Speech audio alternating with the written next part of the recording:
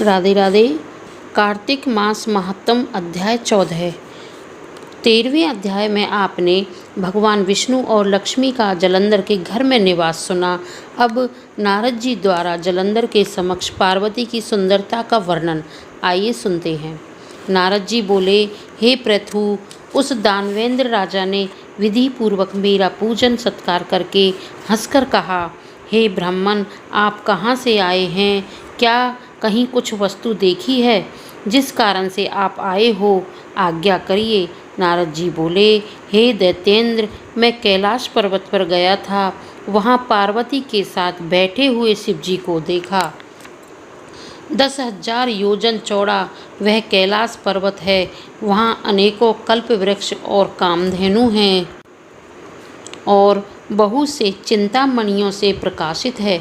उसे देखकर मुझे आश्चर्य हुआ कि तीनों लोकों में इनके समान समृद्धि कहीं है या नहीं। हे दैत्येंद्र, अब तुम्हारे वैभव की मुझको याद आई। इस कारण उसके देखने के लिए मैं यहाँ आया हूँ। तुम्हारे ऐश्वर्य को देखकर ऐसा लगता है कि त्रिलोकी में तुम्हारे समान भाग्यशाली और कोई नहीं है। फिर भी स्त्री रत्न के बिना इस तुम्हारी सिद्धि को देखकर विचार करता हूँ कि महादेव जी के समान सुखी कोई त्रिलोक में नहीं है। यदि अनेकों अप्सरा और नागकन्या आदि आपके पास यहाँ हैं, तो भी वे पार्वती जैसी सुंदर नहीं हैं। जिसकी सुंदरता रूपी समुद्र में डूबकर ब्रह्मा ने अपने वीर्य को छोड़ दिया था, तब किसकी तुलना की जाए।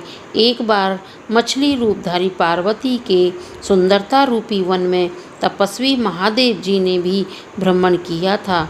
सृष्टि रचते समय ब्रह्मा जी ने पार्वती जैसी अनेकों अप्सराओं को पैदा किया, परंतु उसके रूप के समान कोई अप्सरा पैदा न हुई।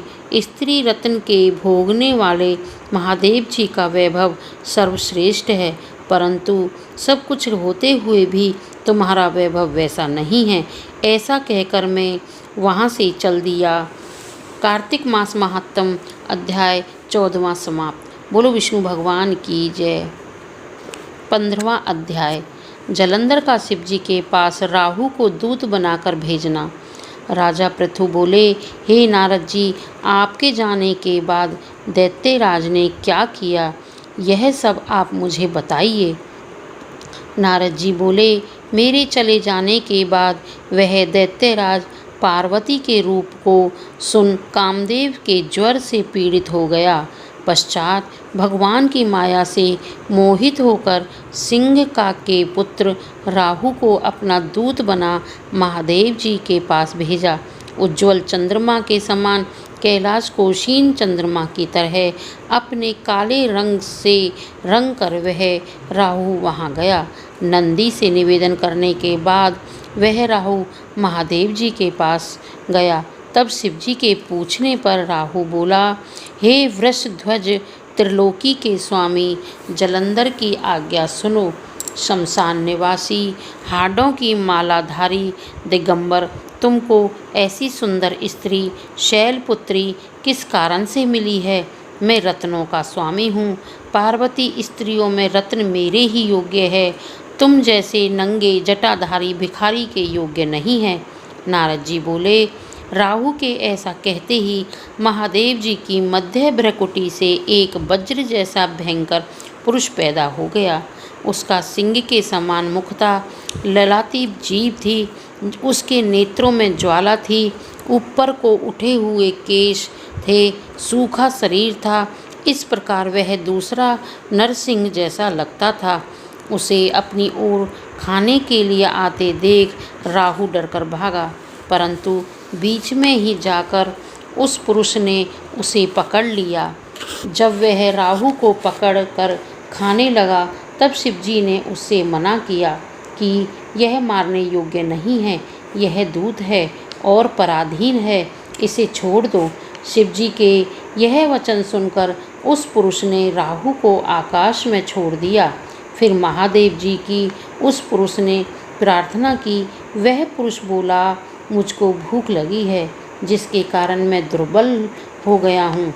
हे देव, मैं क्या खाऊं? यह मुझे आज्ञा दो। शिव जी बोले, तू अपने हाथ पैर का मांस खा ले। नारद जी बोले, शिव जी की आज्ञा से उस पुरुष ने अपने हाथ पांव का मांस खा लिया, केवल सिर ही बाकी रह गया। यह देख शिव जी उस पर अत्यंत प्रसन्न होकर उस भयंकर पुरुष से बोले, हे कीर्तिमुख, तू सदा मेरे द्वार पर रहे। नारद जी बोले, उसी दिन से वह कीर्तिमुख शिव जी के द्वार पर रहने लगा। जो पहले कीर्तिमुख का पूजन नहीं करते हैं, उनका शिव पूजन वृथा है। कीर्तिमुख द्वारा फेंका गया वह राहु बर्बर स्थल पर जाकर गिरा, इसीलिए वह बर्बर नाम से प्रसिद्ध हुआ। फिर वह राहु अपना द्वितीय जन्म समझकर जलंधर के पास गया और सब वृत्तांत कह दिया। बोलो श्री विष्णु भगवान की जय। 15वां अध्याय समाप्त।